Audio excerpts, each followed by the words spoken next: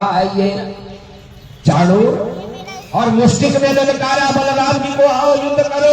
भगवान ने कहा, अरे पहलवान अपने ऊपर भी देख और हमारी भी देख, तो इतना बड़ा पहलवान अभी अब 12 वर्ष के नहीं हुए। चाणूर कहता है, अपनी बारी आई तो बड़ा ज्ञान सिखा रहा है, बड़ा धर्म का मार्ग दिखा रहा है हमें।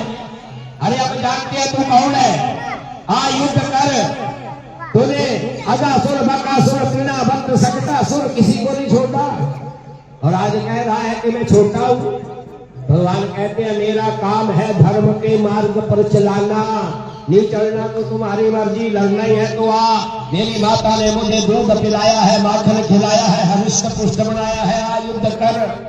और युद्ध करने लगे। नंद बाबा ने देखा, अरे इतना बड़ा पहलवान मेरे बच्चों को मार देगा, और आंखें बंद कर ली। यशोदा को क्या कहूंगा, पता नहीं क्या होने वाला है।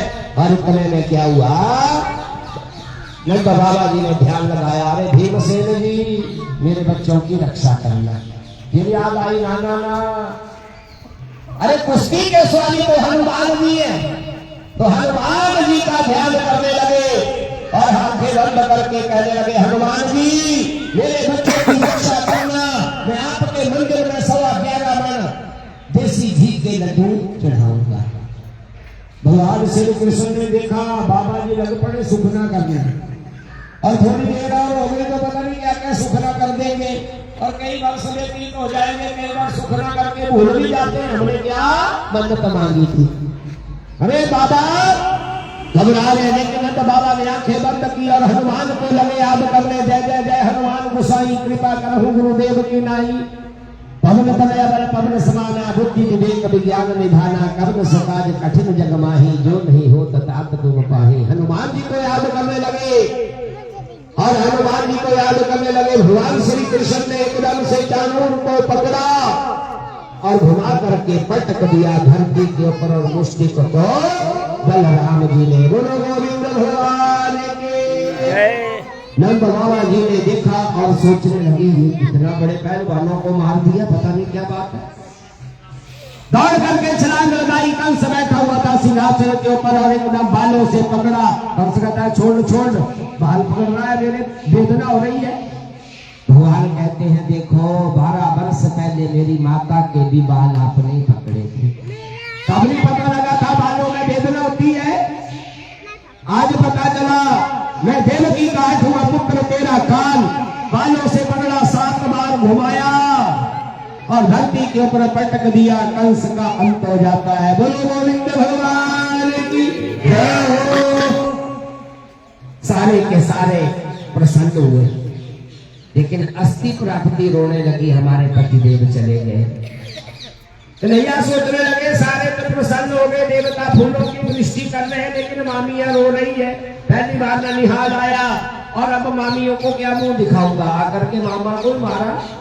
अब कोई नाटक करूं जाकर, और जानबूझ कर रोना साफ मुखड़ा बनाया, रोनी सी सूरत, और चले गए। मामी जी मैं पहली बार आया और मामा में छोड़कर चले गए, जानबूझ कर रोने लगे, क्योंकि नटखट तो थे, लीलाएं करने में तो बड़े माहिर थे।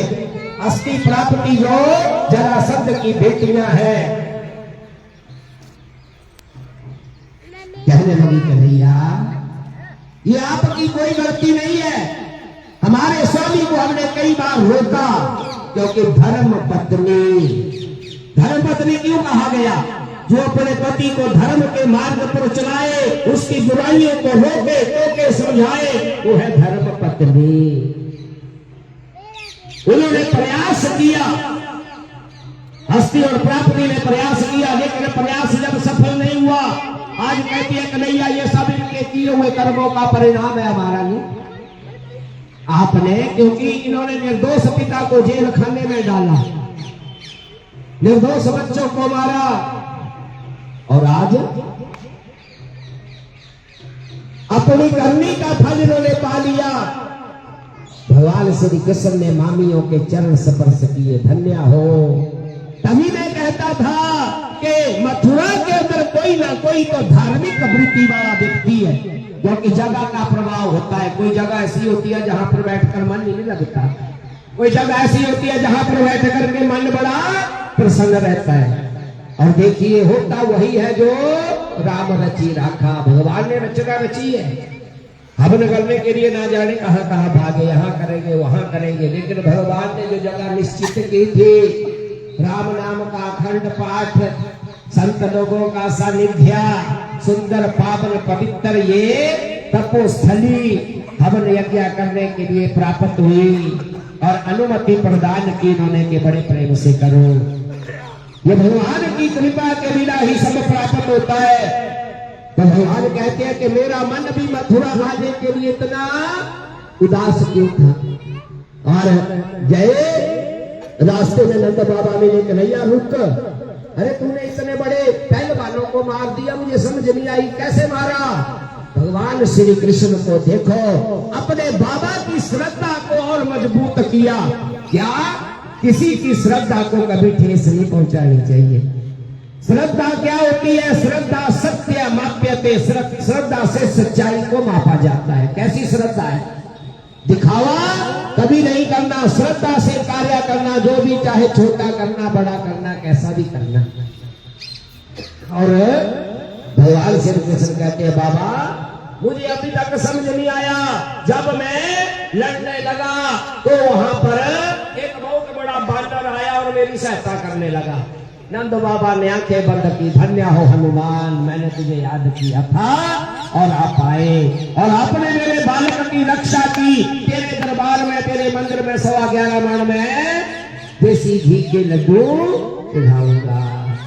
नंद बाबा जी बड़े प्रसन्न हुए, हनुमान तुम साक्षी हो और आपने रक्षा की। जाकर के अपने माता पिता को बंदी गृह से छुड़ाया और नाना उग्रसेन जी को भी जेल से निकाल कर सिंहासन पर बिठाया।